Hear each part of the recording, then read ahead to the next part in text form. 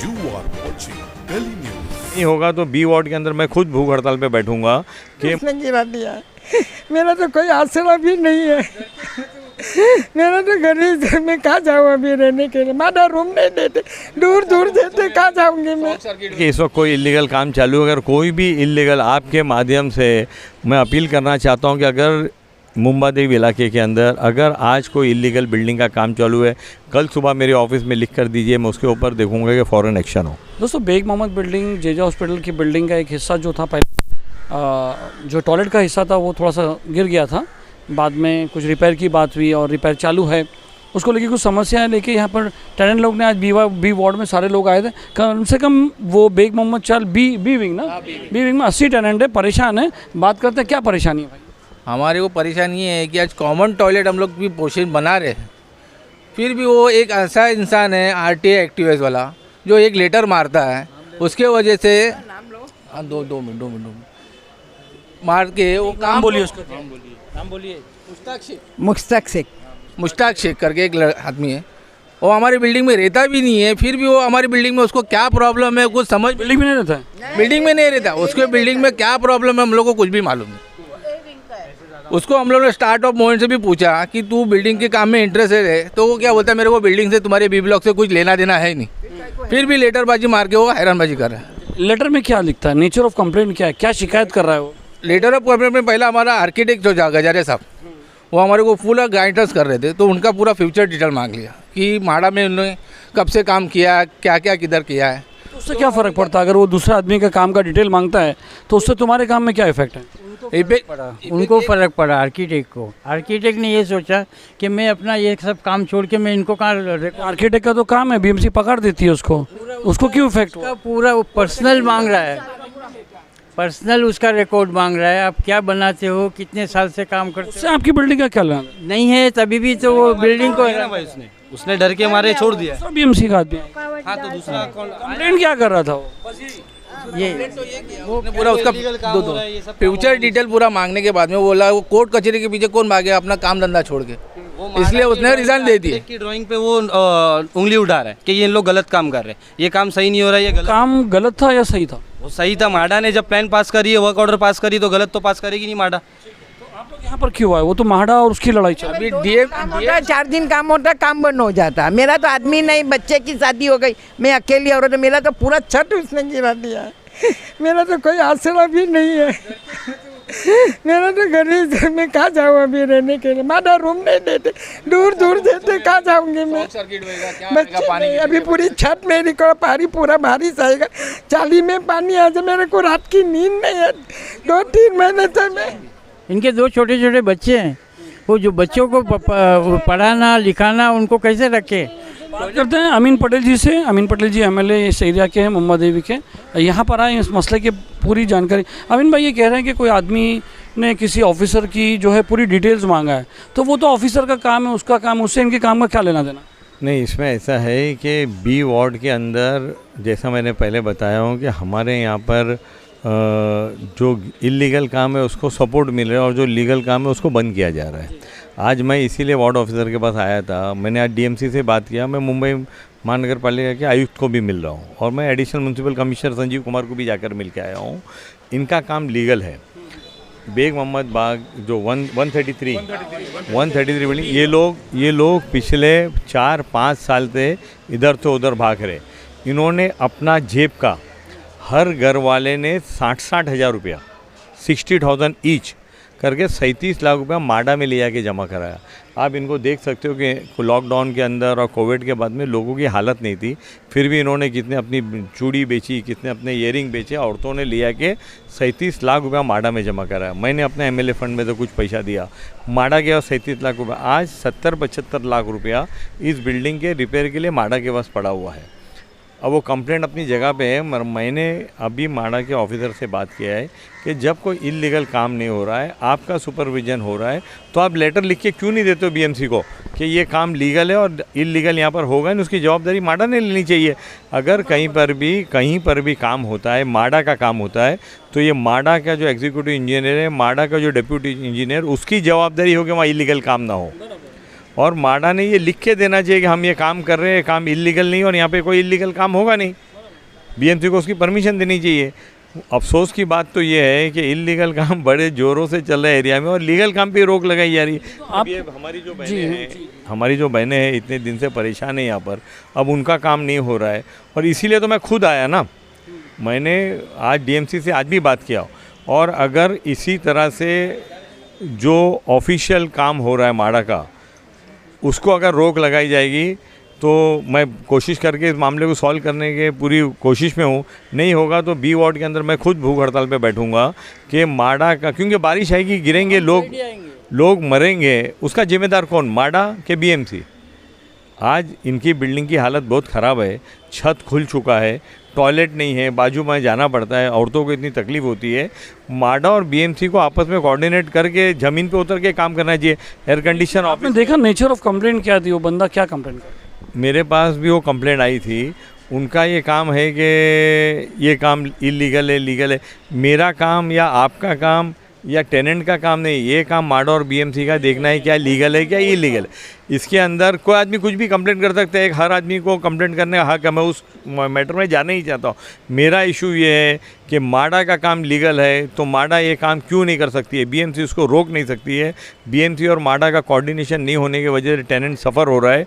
ये कल तक अगर इस इशू का सॉल्व नहीं हुआ तो इसको बड़े पैमाने पे रास्ते पे उतर के इस काम को करवाना पड़ेगा। बात हुई वार्ड ऑफिसर से, आपकी बात? वार्ड ऑफिसर से मेरी बात हुई, एग्जीक्यूटिव माड़ा के कामले जो डिप्टी इंजीनियर वो भी बैठा था, जो एग्जीक्यूटिव राव से भी मेरी बात हुई है। कल सुबह 10 बजे माड़ा लेटर लिख के देगी कि ये काम लीगल है, इसमें कोई इलीगलिटी नहीं है। इलीगल हुआ तो उसकी जवाबदार माड़ा है। बीएमसी ने एक्सेप्ट किया, अगर माड़ा ये लिख के देने को तैयार है तो हम ये काम का स्टॉप वर्क नोटिस हटा रहे हैं। आपके एरिया में ऐसी बहुत सारी बिल्डिंग हैं जहाँ पर टेनेंट माड़ा C1 की कैटेगरीज में आपकी बिल्डिंग बहुत ज़्यादा आती है। माड़ा आपके हाथ में है, सब आपके हाथ में, आप एमएलए है और आप खुद फरियाद कर रहे हो। बात समझ में नहीं आ रही कि इलीगल बिल्डिंग बनती है, बी वार्ड में ध्यान नहीं दिया जाता है, लीगल में काम होता है। मैं फरियाद नहीं कर रहा हूँ, मेरे टेनेंट का कहा ना क्या मैं भूख हड़ताल करूँगा अगर काम नहीं हुआ। अगर इसी तरह, ये एक ऐसी बिल्डिंग नहीं है, ऐसी और भी बिल्डिंगें हैं जिनका बीएमसी ने एक बोल के रोक दिया है कि इनको बिल्डिंग प्रपोजल से परमिशन लाओ। बिल्डिंग प्रपोजल डिमोलिश होने के बाद में जीरो ओपन स्पेस में सुप्रीम कोर्ट के ऑर्डर से परमिशन नहीं मिल सकती है। जो ऑफिसर ने जो स्टॉप वर्क का नोटिस निकाला उस पर कार्रवाई होनी चाहिए कि भाई आपने ये किस बेस पे निकाला। ऑफिसर ने उसके स्टॉप वर्क निकालने के बाद में स्टॉप वर्क विड्रॉ करने का भी पेपर निकाला। अब वो डीएमसी ना मना कर रही है उसको कि आप इसको स्टॉप वर्क विड्रॉ नहीं कर सकते हो। ये आपस के अंदर इंटरनल के प्रॉब्लम के अंदर टेनेंट सफ़र हो रहा है ना, और वो हम बर्दाश्त नहीं करेंगे।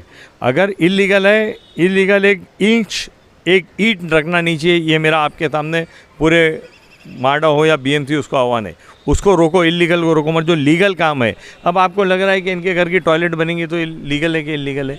जो टॉयलेट थी उसको तोड़ के बना रहे, जो छत तोड़ता उसको तोड़ के बना रहे, इसमें इलीगलिटी आई कहाँ से? इस पर स्टॉप वर्क आ कैसे सकता है? ये काम रुक, पहली बात तो इसके ऊपर स्टॉप वर्क ही नहीं आ सकता है, आ ही नहीं सकता है। अगर कोई ऑफिसर की कंप्लेंट कर रहा है तो ऑफिसर की बात है, उनको ऑफिस, अब ऐसा लग रहा है कि ऑफिसर इनको प्रेशराइज कर रहा है कि उसको चुप बिठाओ, हम मेरी कुंडली मत निकालो। आप बिल्कुल सही बोल रहे हो, एकदम राइट बात ये है कि ऑफिसर को ये है कि हमारे पास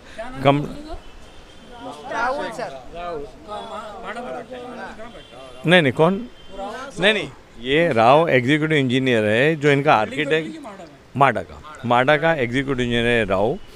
मगर इनका जो आर्किटेक्ट था उसके ऊपर कंप्लेंट हुई थी, आर्किटेक्ट छोड़ के चला गया। अभी आप जानते हो सलीम भाई के गवर्नमेंट के काम में एक आर्किटेक्ट छोड़ के आता है, फिर नए आर्किटेक्ट को एंड पैनल करो। ये लोग कितने साल से परेशान है और इनकी हालत देखो, इनके बच्चे देखो। हमारी अभी तक जो हमारी स्टडीज़ है, हमारे को ये समझ में आता है कि जिनके ऊपर आरटीआई मारा गया, जैसे आपने कहा कि ठीक है वो कंप्लेन कर सकता है, उसका हक है, मगर ये ऑफिसर इन लोगों को ब्लैकमेल कर रहा है। हमारे को कंप्लेंट करने का, आरटीआई करने का हर आदमी का हक है, वो करने दो। उसको सॉल्व करने का बीएमसी और माड़ा का रोल है, इनका नहीं है। वो अपने सर पे बवाल नहीं आवे बोल के, अपने को कोई तकलीफ नहीं हो बोल के ये लोग जो है इनका काम रोक देते। Stop work is not the solution. Stop work करने से मामला हल नहीं होगा। ये लोग अगर मर जाएंगे तो इसका जवाबदार कौन होगा? तो अभी बात हुई ना ऊपर आपकी? मेरी बात हुई है, इन्होंने बोला है कल तक हम काम चालू करवाएंगे और मुझको यकीन है कि जब इन्होंने बहुत कम टाइम नहीं है, मतलब एक आध दिन नहीं, अब कल लेटर देने के बाद में स्टॉप वर्क उनको हटा नहीं हुआ। जब माड़ा लिख के दे रही कि हम काम अपनी जवाबदारी पे कर रहे हैं तो फिर बीएमसी को क्या प्रॉब्लम है इसके अंदर? माडा दो गवर्नमेंट एजेंसीज है, मुंबई महानगर पालिका और माडा दोनों गवर्नमेंट एजेंसीज है और दोनों में तालमेल होना चाहिए।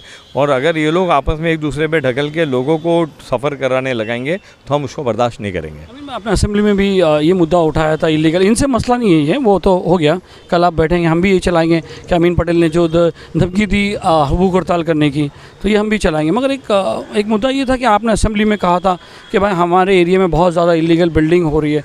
तो जिस तरह से हमने आपको कहा कि जैसे कि आप एमएलए और आप खुद ही शिकायत करो, असेंबली में शिकायत कर रहे हो, आपके रहते हुए आज 3 टाइम एमएलए रह चुके हो। काम है, एमएलए का काम है, कुछ गलत हो तो उसकी शिकायत करने का ना। अब मैं हथौड़ा आपने कहा बुलडोजर लेके तो बिल्डिंग तोड़ने नहीं जा सकता ना, कानून तो 10 माला आपके एरिया में 10 माला बिल्डिंग बन जाती है, ये बन जाती है, सालों सालों से बन जाती है। इसीलिए तो हम ये कह रहे हैं, अब एक बिल्डिंग बन जाती है, बिल्डिंग में लोग रहने आ जाते हैं, 5 साल के बाद ऑफिसर चला जाता है, उसके बाद में उनको बनते टाइम ही क्यों नहीं रोका जाता? ये बीएमसी का नेक्सस है ना, इसको तोड़ना।